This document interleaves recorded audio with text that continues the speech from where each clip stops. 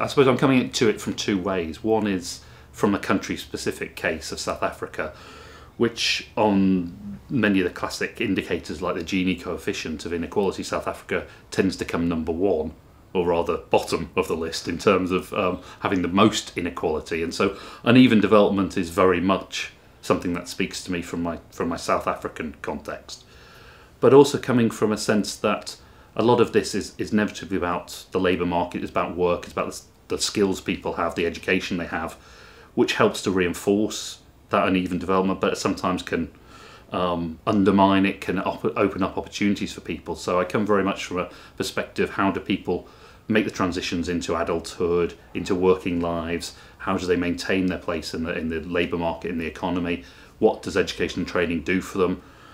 And the extent to which it often undermines their opportunities rather than strengthens them. So that's my concern, is how we can strengthen people's chances to aspire and to achieve what they want. 92, 93.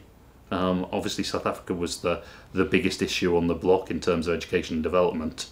And so I found myself doing a PhD on South Africa, and of course became fascinated with a country that's so complex and so rich, and continues to be so complex. After 17 years of democratic government, it still faces many of the issues that it did when the democratic government came in, but all those effects of kind of the Mandela legacy, which in some ways hid things, sometimes solved some things, but clearly didn't solve other things, made some things worse.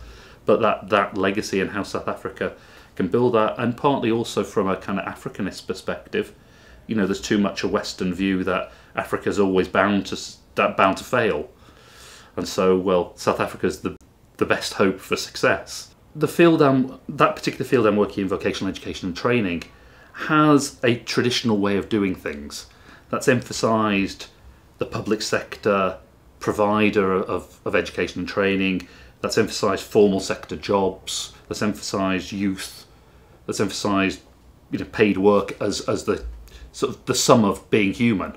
And clearly the world is much more complex than that.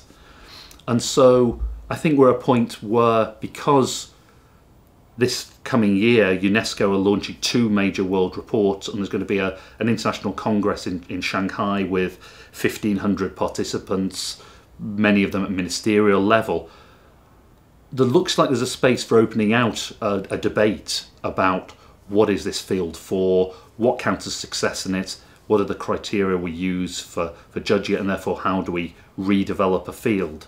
And so leading work for UNESCO in producing one of those reports is an opportunity to try and push the global political policy agenda on this topic and try and find new ways forward of thinking about this area. So whilst it's difficult to say that because you've led a report and it's gone to policymakers in every country in the world, that it's going to have impact, at least that's the hope, is we're at least starting them to think that there are other ways of thinking about issues that they've currently thought about in very specific ways that are fine as far as they go, but don't go far enough. So we're hoping to have global political impact with this. Obviously how that works out will be very varied from country to country, and it may be difficult to say, oh well, because of that report, because of that conference, you know, the policy in China changed.